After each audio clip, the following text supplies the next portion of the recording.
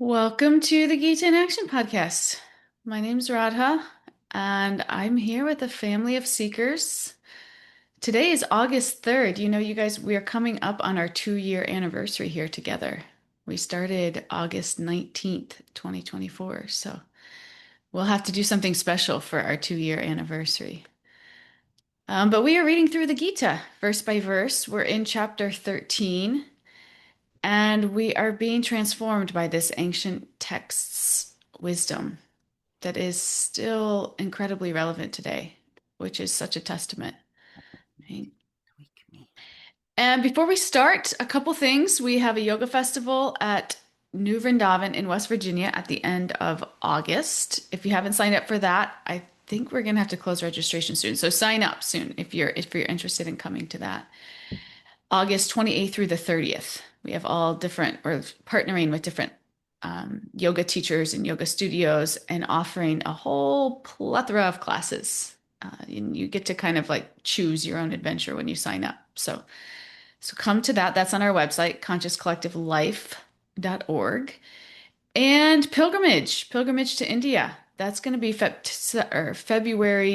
17th. I have the Gita Wisdom on Zoom if you want. Gita Wisdom Do you on want to? Zoom. Oh, sorry.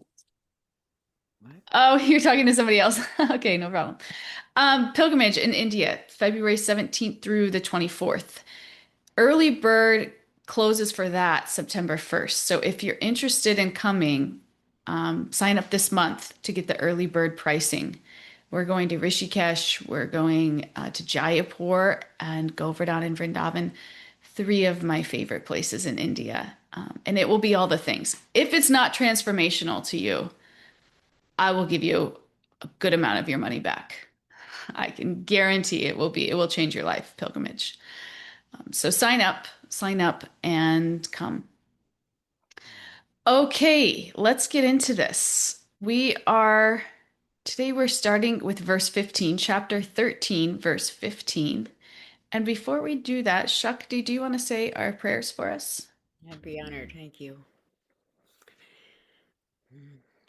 Om Jnana Timirandasya Yananjana Shalakaya Chakshur Unmilitam Yena Tasmai Shri Gurave Namaha Namo Om Vishnu Padaya Krishna Prasthaya Bhutale Srimati Bhakti Vedanta Swami Iti Namane Vancha Kalpa Turubhyascha Kripa Sindhubhya Evacha Patitanam Pavembhyo Vaishnavyo Namo Namaha Jai Sri Krishna Chaitanya Prabhu Nityananda Shri Advaitya Gadahara Shiva Sari Guru Bhaktivinoda Hare Krishna Krishna Krishna Hare Hare Hare Rama Rama Rama Hare Hare.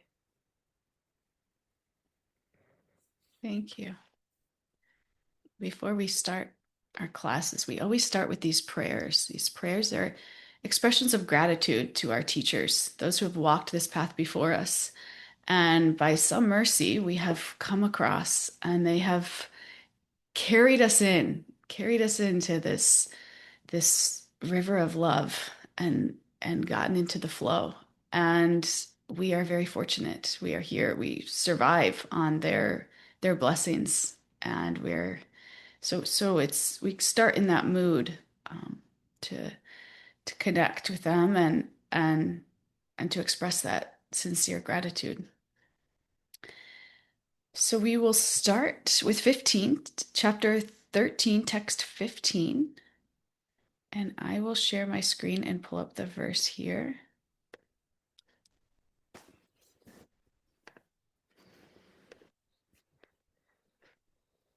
Okay, let me pull it up, Shakti.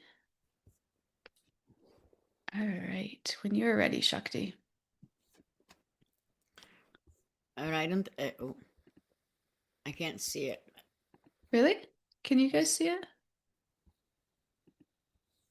No, it's cut off somehow. Yeah. Maybe try sharing again. Weird. Okay. It's only one line. Huh. Can you see it now? Let's see. There it is. Okay. The Supersoul is the original source of all senses, yet he is without senses. He is unattached, although he is the maintainer of all living beings. He transcends the modes of nature, and at that time, he is the master of all modes of material nature. Thank you, Shakti. So this verse, Krishna's continuing the description of the Supersoul. And the Supersoul is God in the heart. We call it the Supersoul. We all have an individual soul, and we have Supersoul, God in the heart, next to the soul.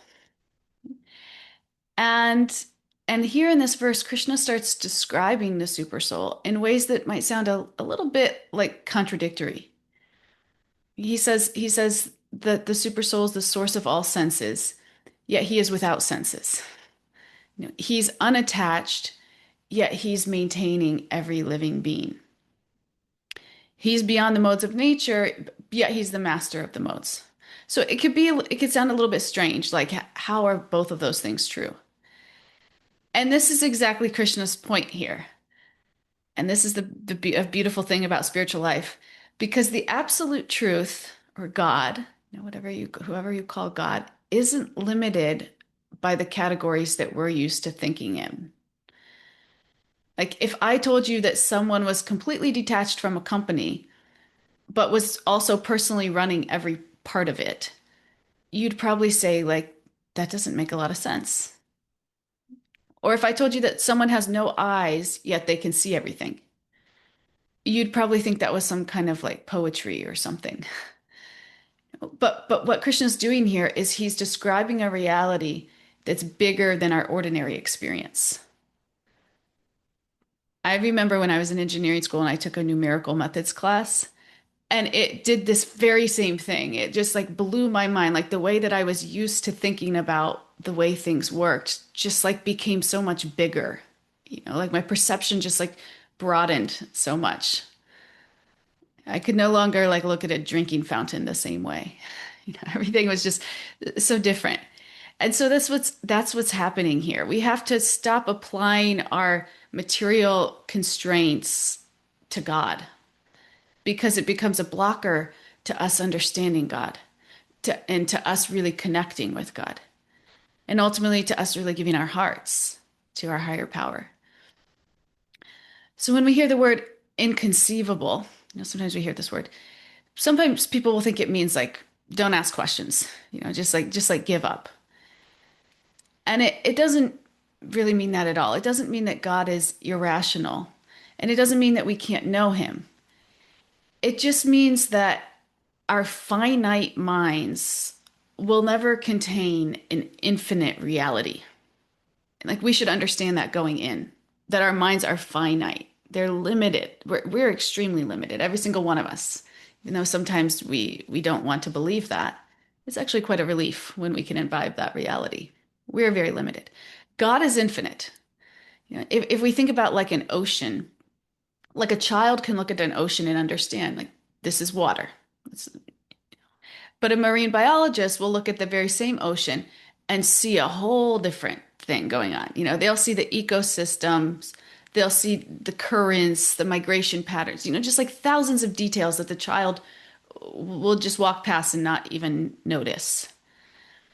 And it's not that the ocean is different, it's that the depth of their understanding is different.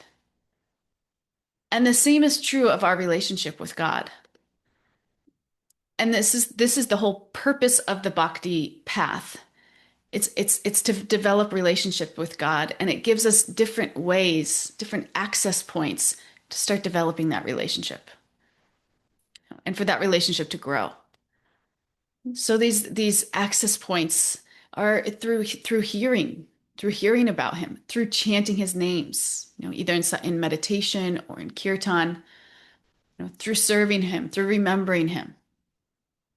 If you notice, when we engage in these practices, we feel a little bit lighter. We feel a little bit more connected. That's not like a coincidence.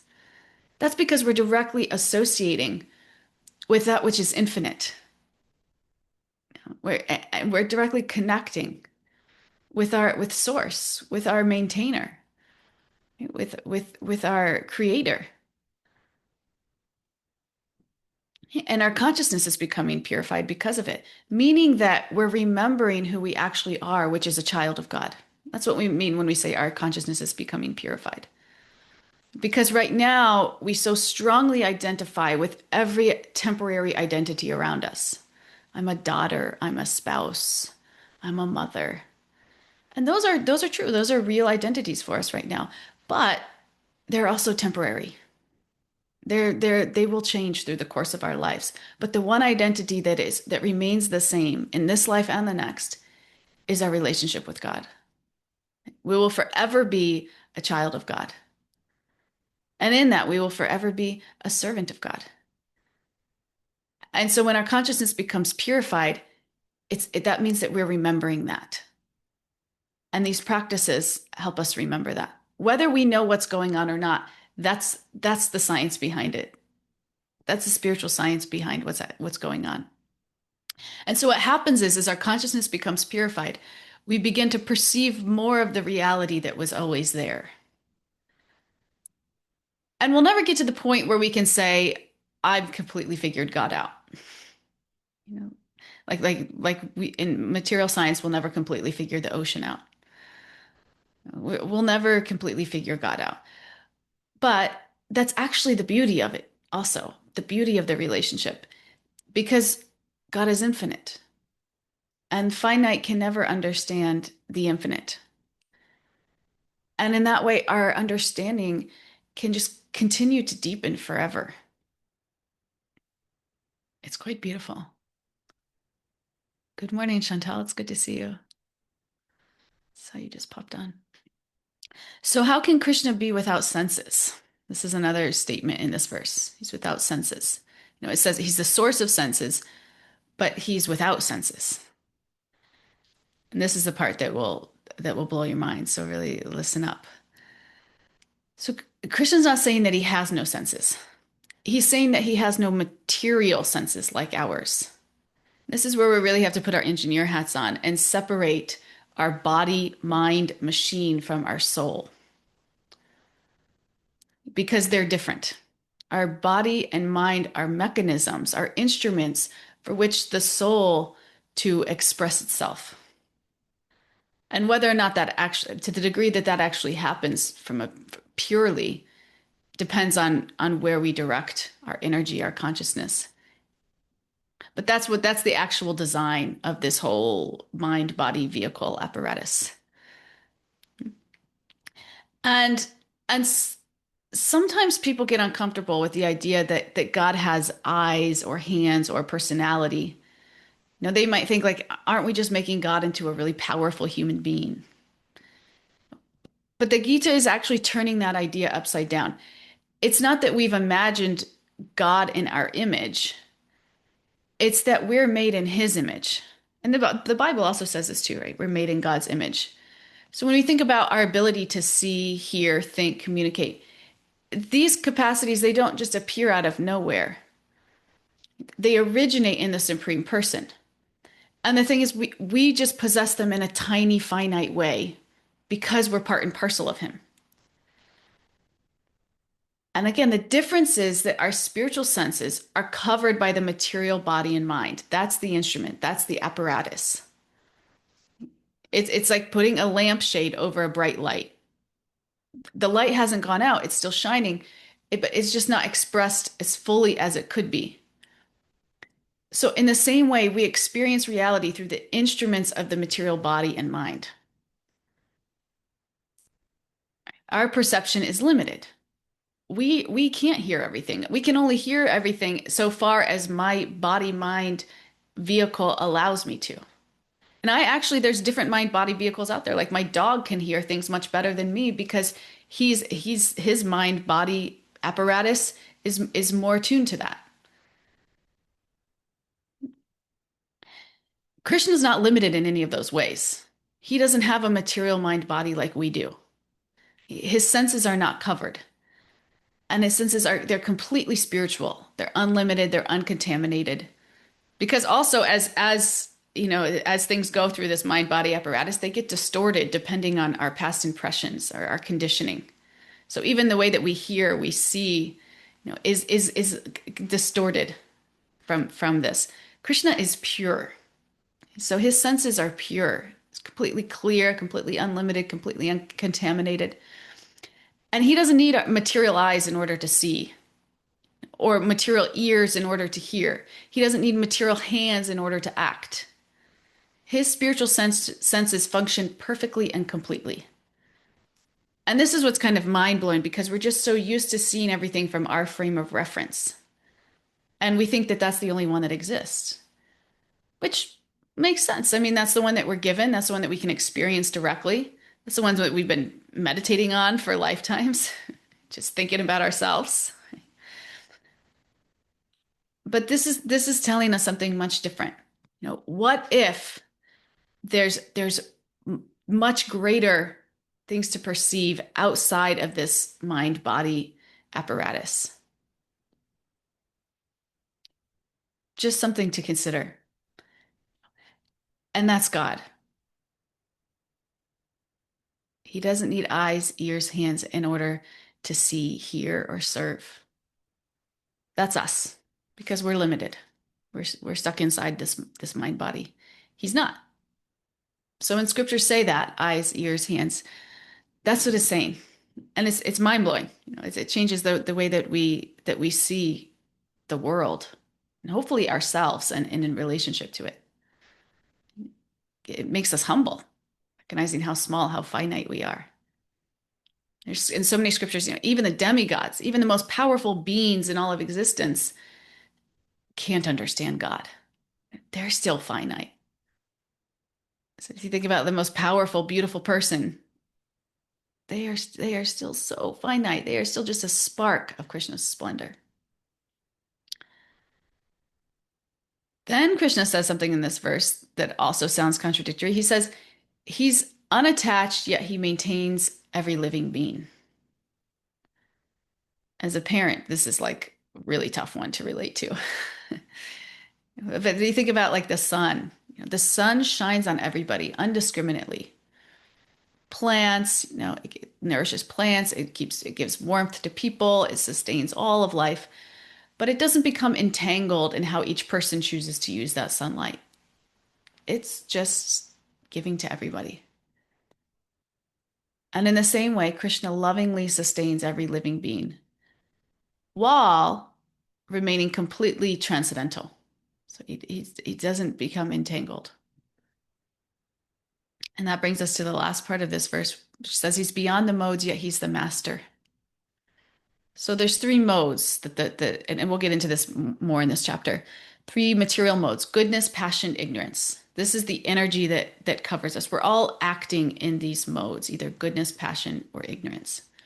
They govern the material world, the energies that affect us and affect the way that we move around in this world.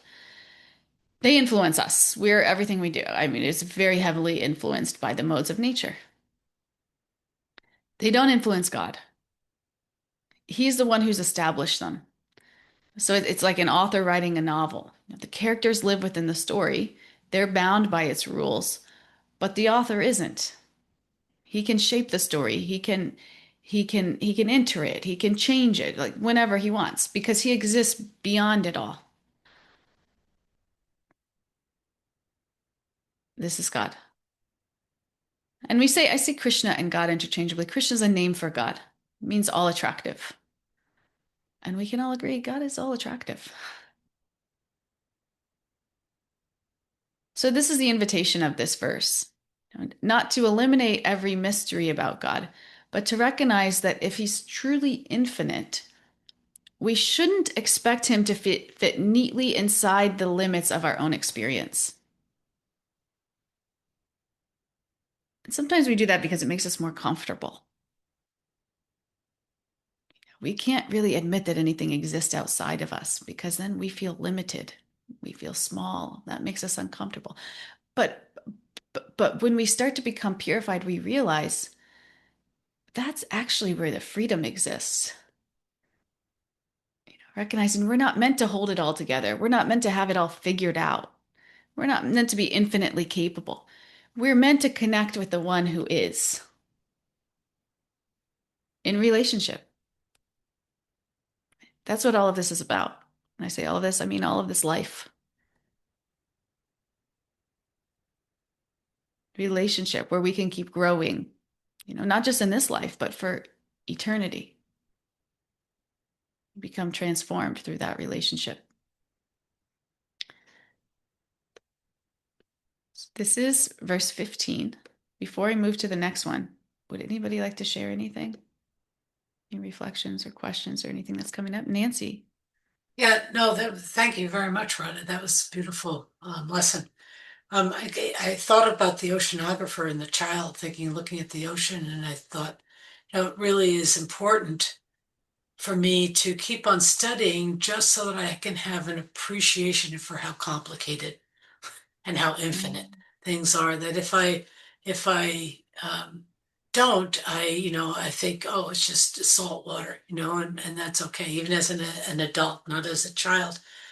And the other thing that came to mind was, the relationship that I try to that I hope to come to with Krishna is a heart to heart kind of relationship rather than a mind focused relationship. And when I think about, if I love something, mostly, somebody, somebody says, well, why do you love them? And a lot of times, if it's true love, I can't express it all because I don't know exactly what it is. And that to me is really a beautiful thought about perhaps I can get that with Krishna or coming to that where it's just, no, there's this faith, there's this surrender, there's an acceptance that I'm not going to know what I don't know and I don't have to know, and to really just get into this heart space where it's just it's where I want to be. So thank you so much for today. Thank you. That was really nice. That was a really nice way to bring it all together.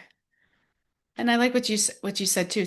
We should seek to understand God and through scriptures, through things like the Bhagavad-gītā to help us get an understanding. But we should also understand that in itself is not the pure focus. We're just trying to understand so to the degree that we can love. We want to get to know God so that we can love God. And that's what scripture helps us do. It helps us to let our guard down. For me, especially, like, I need things to make sense. Like, this was what I struggled with when I was studying Christianity. Like, things just didn't quite make sense to me. There was just parts that weren't that I fully couldn't put into place. So sometimes it's helpful, for our material mind, to put our material mind at ease, to have like a more detailed map. And that's what I feel the Vedas are. It's just a very detailed map. And it doesn't mean that, Christianity's not true and the Vedas are true. They're all true.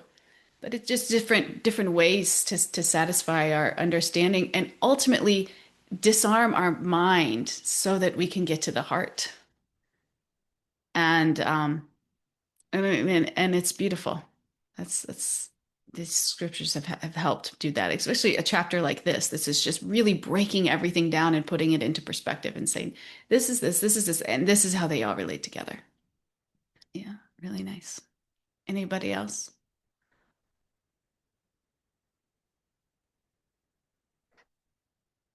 Yeah.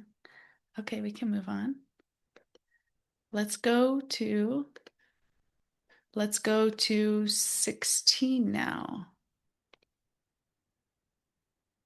See, let's see if this works this time. When you're ready, Shakti, can you guys see it this time? Oh, there we go. Translation. The supreme truth exists outside and inside of all living beings, the moving and the non-moving, because he is subtle. He is beyond the power of the material senses to see or know. Although far, far away, he is also near to all. Hare Krishna. Thank you. So Krishna's everywhere. God's everywhere. What's happening here is this verse is continuing this description of the super soul. But Krishna is now shifting our attention from what the super soul is like to where he is. And so he begins by saying that the supreme exists outside and inside of all living beings, both moving and non-moving. So you think about that, like there's nowhere that we can go where Krishna isn't present. He's present throughout his creation. He's also personally present within the heart of every living being as the super soul. We're never outside of his presence. Sometimes people will ask, like, where is God? But from the Gita's perspective, that's almost the wrong question. The real question is, it isn't whether he's present. The real question is whether we're aware of his presence. Because he's always present. We're just not always aware of it. And this brings us to the next statement in this verse, why we don't always perceive him. He says here, he's beyond the reach of our material senses. And it's not like he's hiding from us. But again, it's because spiritual reality can't fully be perceived through material instruments alone. Spiritual reality can't fully be perceived through material instruments alone. And this is what makes it hard for people that are very, maybe scientific.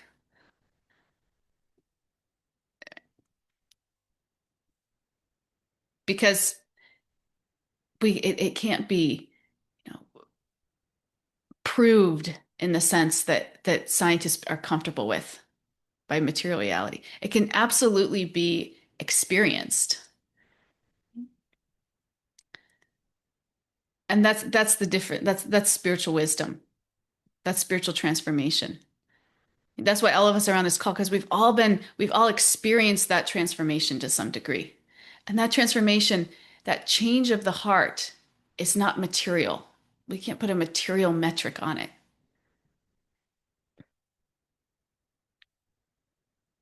So if you think about like radio waves, they're passing through this room right now. You can't see them, you can't hear them, but that doesn't mean that they're not here. I just don't have the right receiver. So in the same way, Krishna is always present, but our material senses aren't capable of perceiving him on their own. So we should understand that our receptors are limited because they're material, and we're trying to perceive the spiritual. So of course they're going to be limited. So how do we develop that spiritual vision? How do we calibrate these receivers to be able to receive something like that? And the answer is we can't sharpen our material senses so that we can perceive spiritual reality. We have to purify our consciousness through bhakti. Bhakti being the process, again, of hearing about God, chanting his name, serving him, remembering him. Through that process, our consciousness begins to become purified. And our perception starts to open up. It's again a whole different way than we're used to thinking, especially us achievers. It's like, if I could just do this, then I'll get this. It just doesn't quite work like that. It comes from relationship. And as that relationship becomes developed, we become transformed. And this is something we've experienced on a material level, a relationship that transforms your heart. So this is a relationship with the Supreme, with the Source, with the all pure, the infinite. This relationship transforms our heart. It's like cleaning a dusty window. Our mind is super dusty from all of the different perceptions that we've acquired as we've moved around this world. Our mind becomes very dirty. But when that window's cleaned, like, again, imagine a dusty window. When a dusty window is cleaned, we can see out of it clearly. And it's not that the world's changed, it's that the instrument that the world is being perceived through has been cleaned. So the same is true in our spiritual life. purifying the consciousness. We're cleaning the window of the mind that is perceiving everything around us so that the soul's essence can shine through clearly. That's the spiritual science behind bhakti. So it's not that Krishna's becoming more present. No, it's that our awareness of his presence becomes clearer. And that's what the Bhagavad-gītā is. It's like a manual for living. It's like you have this body, you have this mind. Let me tell you about how they operate, how they interact. And then let me tell you about what to do about those things. Because if you haven't realized it yet, if you're not careful, that body and mind can be the greatest suffering of your life. It could pull you so low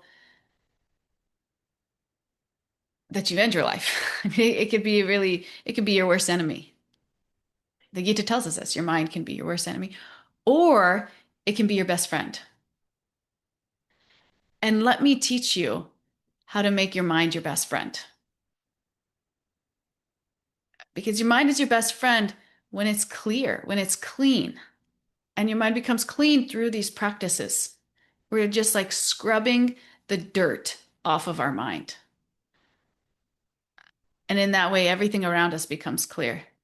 To speak of the soul's essence, which is compassionate, loving, pure, can shine through.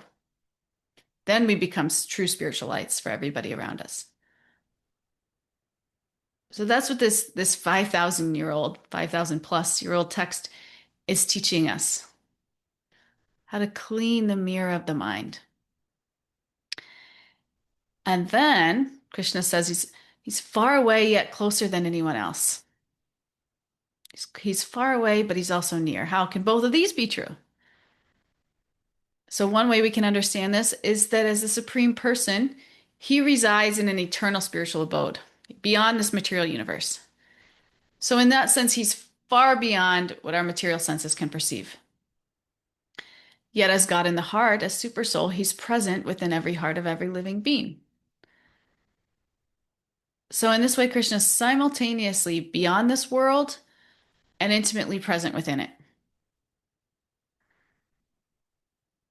And there's also another way we can understand this verse, because this may be a little bit more practical for us, relatable to us in the sense of our everyday lives, is that for someone who has no interest in spiritual life, Krishna can seem very far away, like maybe even irrelevant. But as we begin cultivating a relationship with him, something changes. He becomes the closest friend we've ever known. And the difference isn't that Krishna moved. It's just that the relationship changed.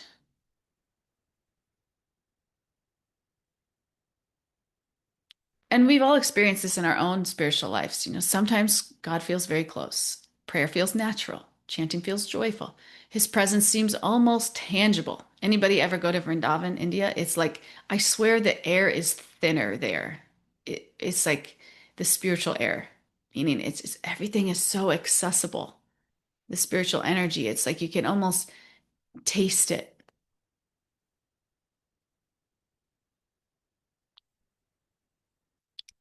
No, but then there's other times where he feels distant.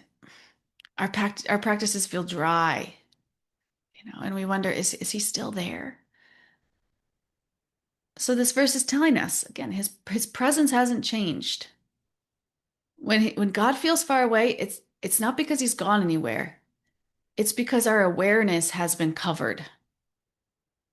Our awareness has been covered. But the good news is, as we continue hearing about God, chanting his names, serving him, remembering him, those coverings gradually begin to fall away. And it's a process. But we've all experienced it. We've all experienced going to a kirtan one night, waking up the next morning and just feeling like fresh, maybe just like a little, like just happier, lighter. This is because you started to clear away the gunk that sits on your mind. And when that window becomes clear, the soul shines through, and we feel that. We feel that lightness. We feel that deeper sense of connection. This is the process of bhakti yoga. Whether you know it or not, it's the process is so powerful that it will work on you, quote unquote. And we'll begin to realize over time, more and more, the realization will become stronger and deeper and longer lived, more stable, more steady. We'll realize Krishna's been with us all along. And this is maybe one of the most comforting messages of this verse. Bhakti isn't about convincing God to become closer to us. We should understand he's already closer to us than anyone else. But bhakti is about awakening our awareness of the one who's always been present. And we'll see as we take steps, as we commit more of our lives to this, we'll see more and more reciprocation in our lives. It'll just happen. As Krishna becomes our more and more our sincere goal of this life, relationship with Krishna becomes more and more our objective. Krishna will make arrangements to bring you closer, to actually to bring down the barriers between him and you. And sometimes that feels good, and sometimes it doesn't feel so good. But as we become sincere, we'll see this happen in our lives. Before we move on to the next verse, would anybody like to share? Is this resonating? Is this making sense?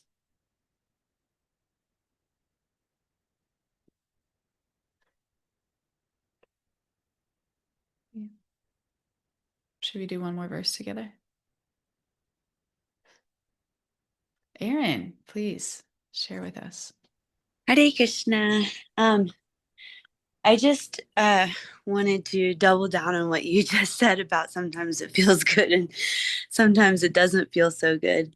Because I really liked what you said earlier about, as our consciousness purifies, like our perception of reality changes or our perception of reality deepens. Because in my experience so far, it hasn't been that I feel like my perception of reality has changed and therefore I understand Krishna, but it's like my perception of reality has changed and therefore like I see more of like the yuck and the gunk of like the world, of myself, of my mind, of my thoughts, and I was just thinking I shared at the Pittsburgh Kirtan Center a little bit about my path to bhakti, and I was so glad because one of the Prabhus asked, like, your story sounds so joyful. Like, what was it always this joyful and wonderful, or were there ever any obstacles in your way? And I'm like, oh, thank you so much for asking that, because I don't want to give off the illusion that it was just joyful. Like it was and very much continues to be a lot of struggle and like a lot of yuck. And I think I even shared like that phrase, ignorance is bliss, like really like I was like, now I understand what that means, because you can't unsee or unknow things that you now see or now know. So yeah, I just wanted to share, because I do feel like we like largely give off this illusion that we're just like dancing and feasting and having a great time, and it's like that post kirtan high all the time. And I think that's awesome and true, and I've experienced that, but I think like the day to day, like what fills up my days is more the yuck and more me really working through stuff, but also through my own expectations of like what I should be, how I should think and feel and be non-judgmental and all these things that I'm not. and Mm. just like the constant like reckoning of those things. Yeah. Yeah. Thank you for sharing that. And that is so true. Is is as we become purified, the yuck actually starts to come up. And it's like things that we maybe just weren't dealing with before, or maybe just kind of dormant within us, start to get a little bit agitated or confronted. And that is a very real part of spiritual life. If you're not experiencing that, then you might want to dig a little bit deeper. Because once we start pulling the rocks up, you're gonna start seeing the gunk underneath them. Yeah. That's really, I think of it as like overall, if you think about your life now versus when you started spiritual life, Aaron, I would venture to say that you're probably overall at a higher place, like your consciousness, your ability to deal, your steadiness, your clarity. But the road to get there was probably very like this. That's what I would probably is that true? Oh, definitely. And a little back and forth too, for Yeah. sure. Yeah. Yeah. Yeah, it's not linear, and it's got its own ups and downs.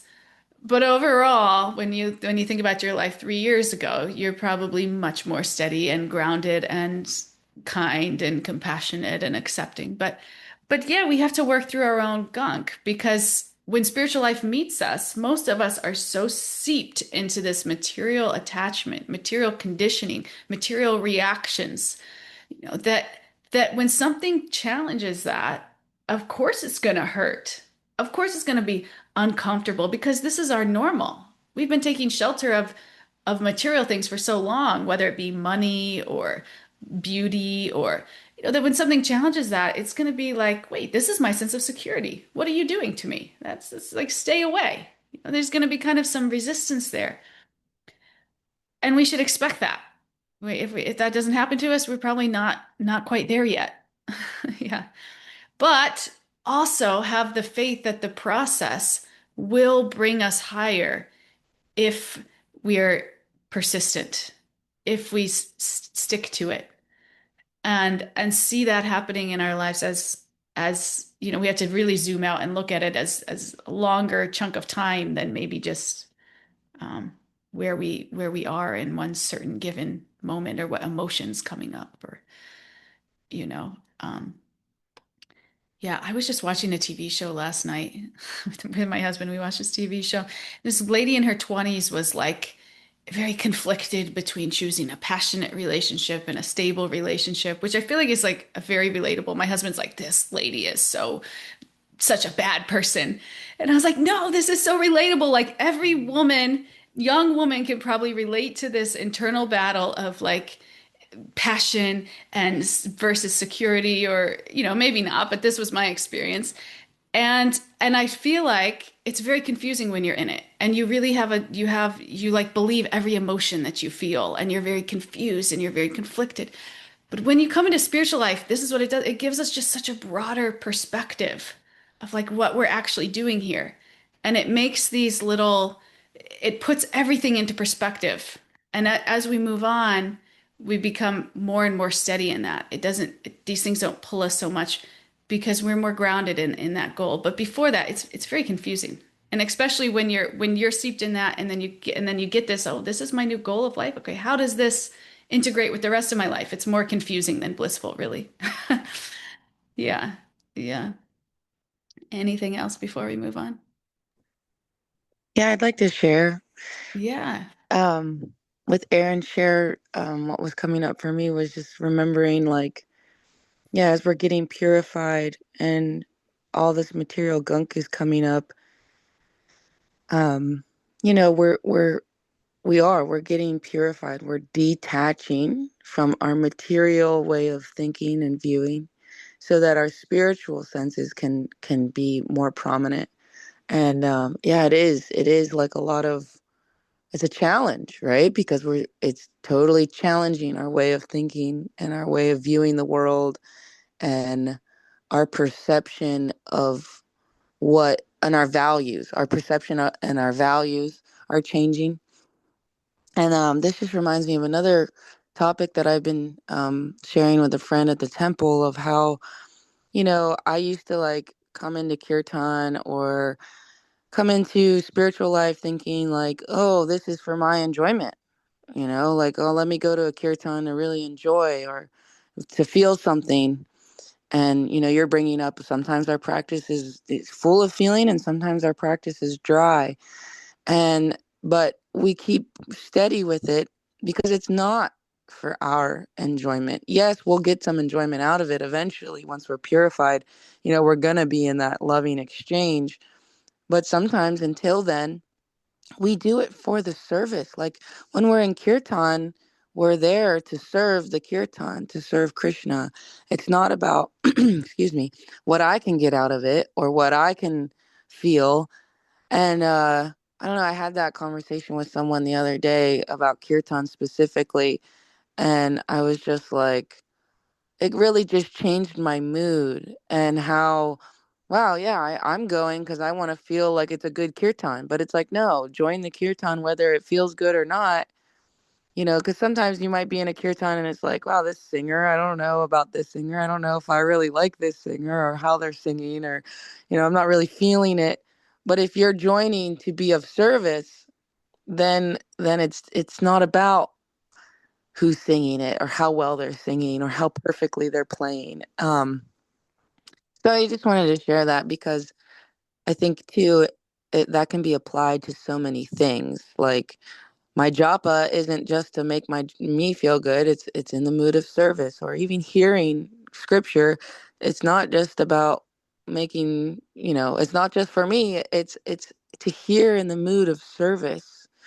And then someone else shared that for reading. A lady was sharing like, yeah, I had a friend, and when she hears scripture, she's always trying to listen so that she can retell it to someone else. She always is trying to listen in that mood because it helps her be in that spirit, that service mood. And I was like, wow, that's really powerful too. So just wanted to share those couple things. Yeah. Thank you. Yeah. Because ultimately, when we talk about being purified, it's realizing that God's the center and our position is to serve the center. And therefore, that's the highest goal. Spiritual life is really just a journey from selfishness to selflessness.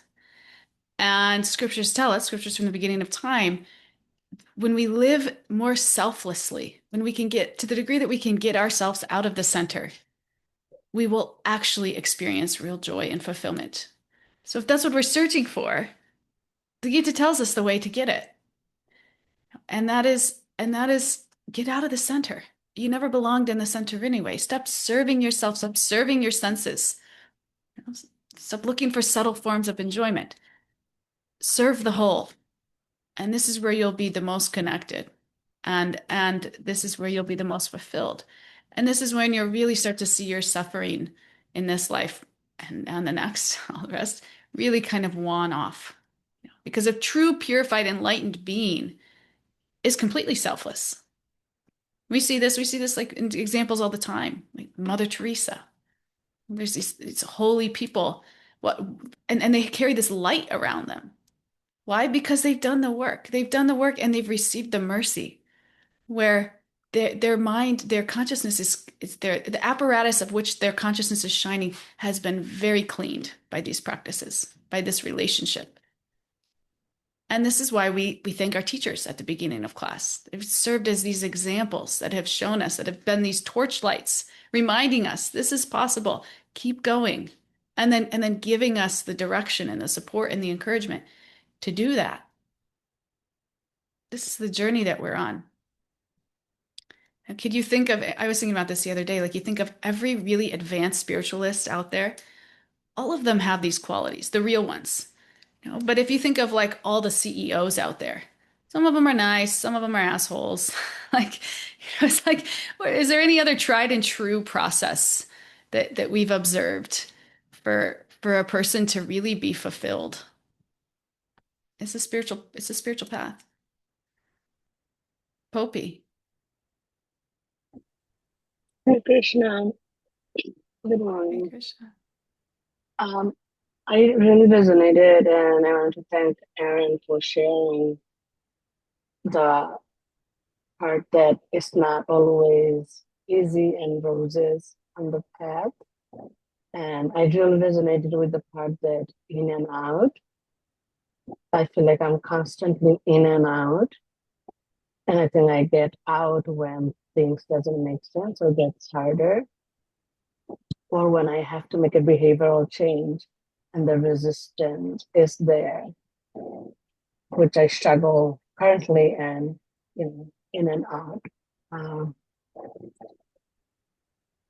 and then I think spiritually bypassing that is not all, for me, when I go to retreats or go to kirtan, I am authentic me. If the genuine happiness is there, I enjoy it.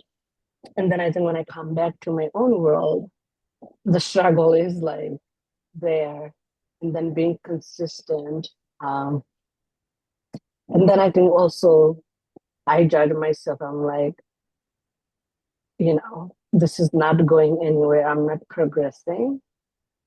It's when I go and I get, when I'm in the environment, I'm feeling holified or feeling that genuine bit of a connection. But then when I'm back in my own circle, in my own home, it's back to square one. And that's a real struggle for me. And I think it's very, important to come to a sangha like this, or someone that you can trust. Like I always go to Radha with all of. Sometimes I don't even ask Radha how she's doing. I'm like, Radha, this is what I have on the plate, and she holds and she meets me where I am and sees and accepts all part of that puppy has to bring in. And for me, that's important than just bypassing the things that I'm actually, struggling through. Uh, yeah, if you can, or if someone can elaborate more on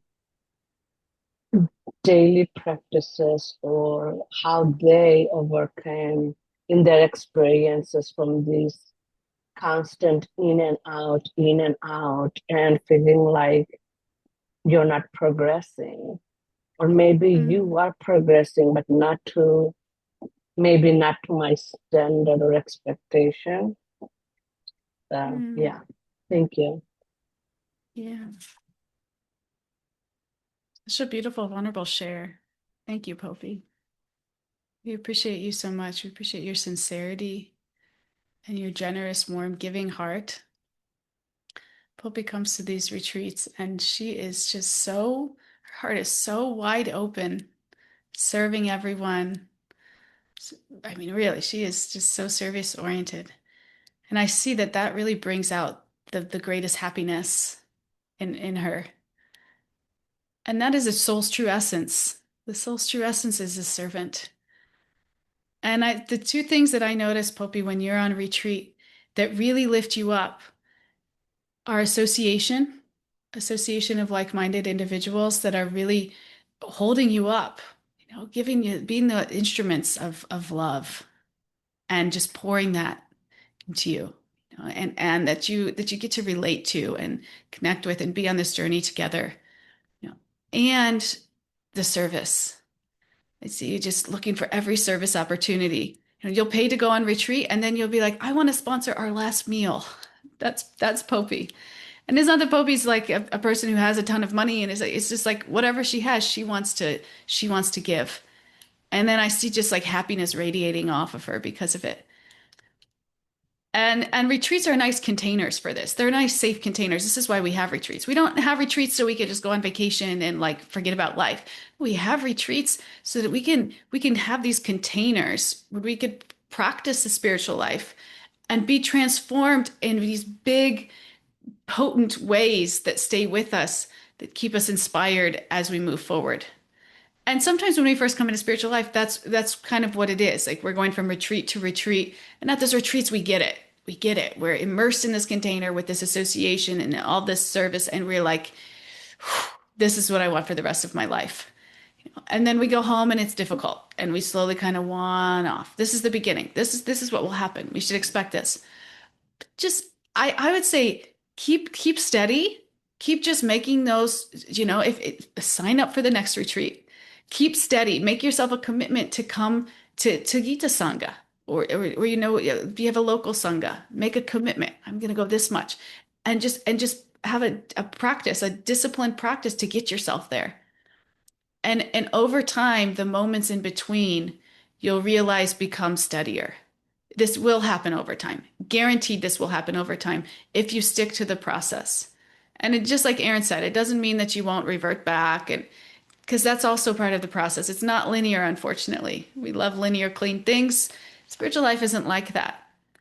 But just one day at a time, try to make a decision that will uplift you, that is more in line with remembering who you are, and seek the association. Like it says, association, association, association. You are who you surround yourself with. So if you're around other people who this is their priority, it will naturally become your priority more and more. We're so much stronger together. That's why we have retreats. That's why we have classes like this.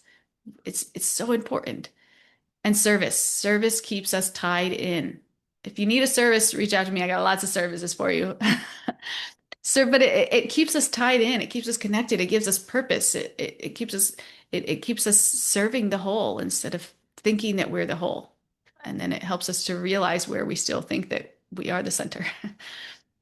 Those two things I would say are your lifelines: association, service, and we'll add sadhana, a practice every day that we come back to again and again.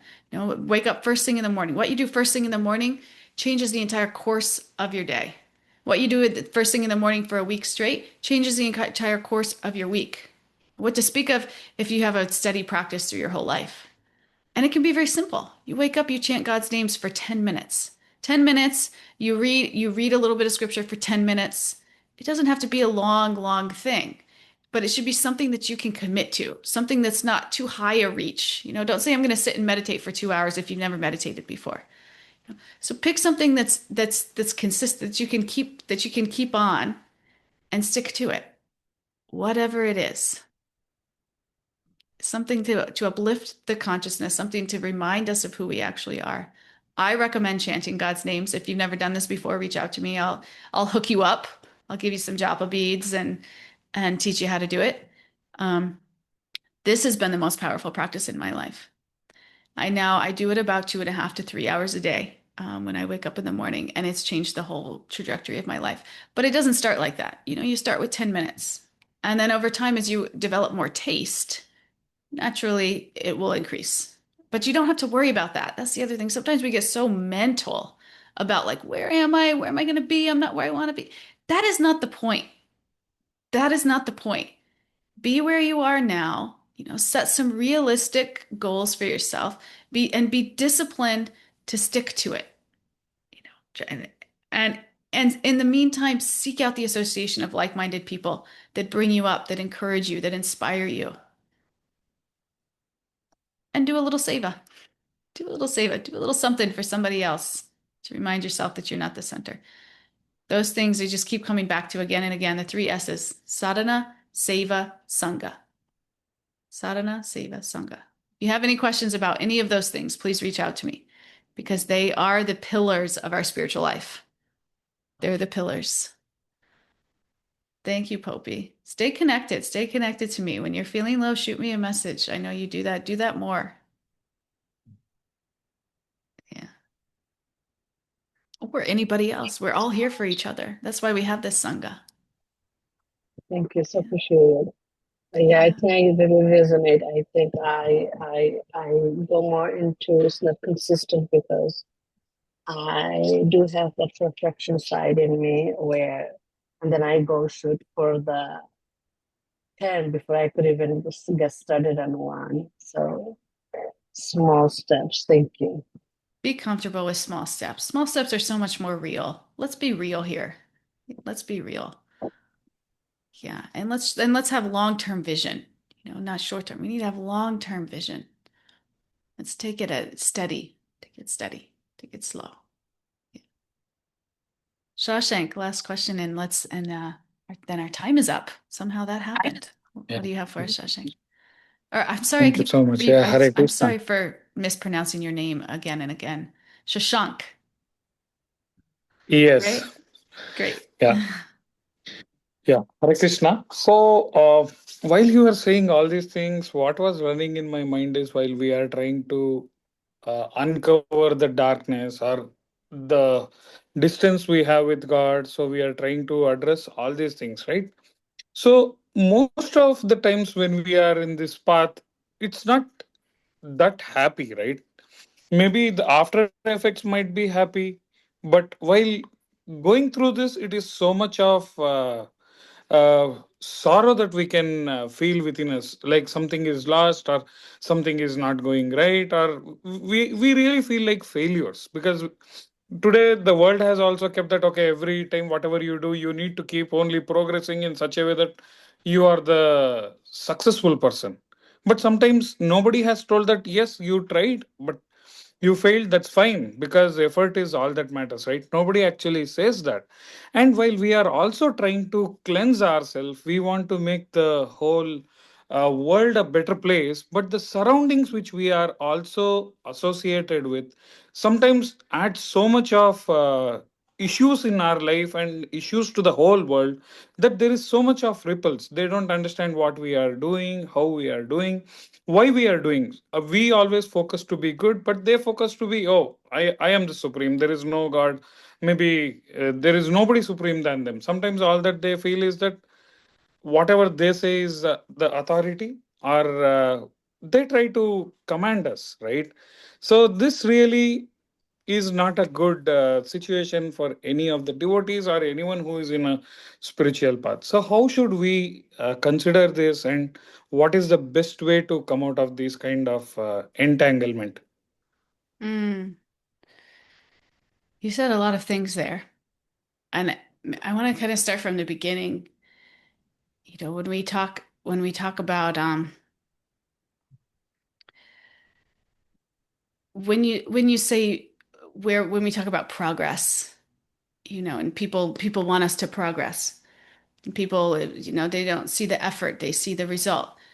Someone who really loves you, someone who really loves you sees the sincere effort.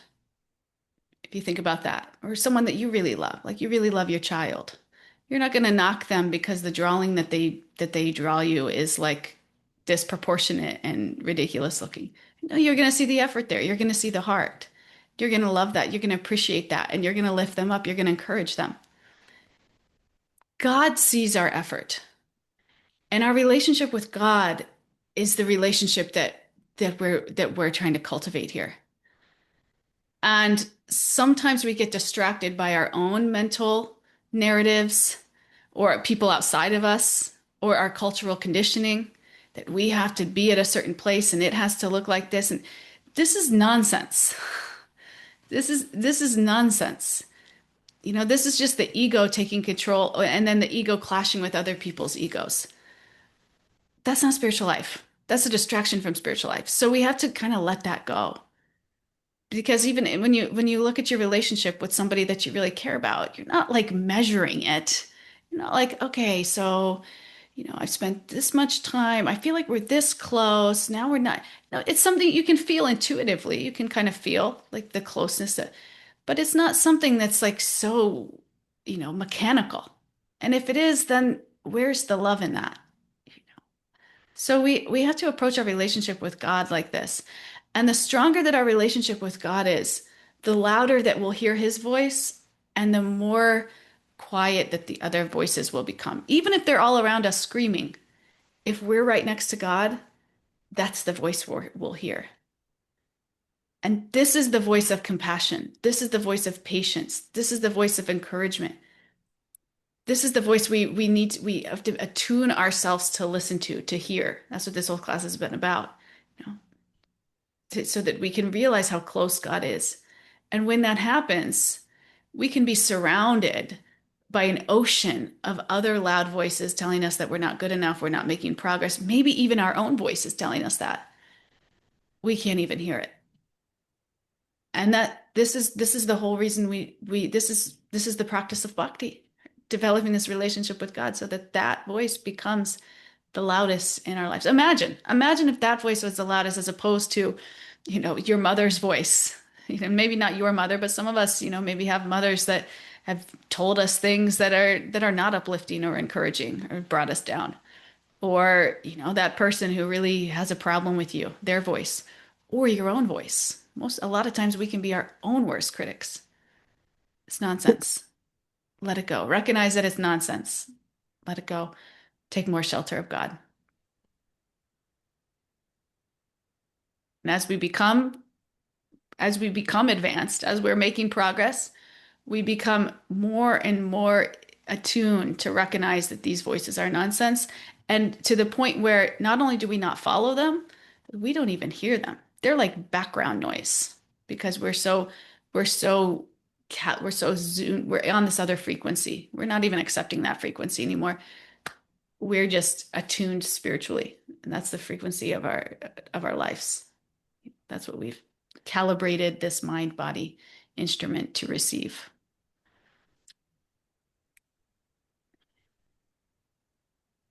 Does this answer your question? It's a very nice question. Very beautiful discussion.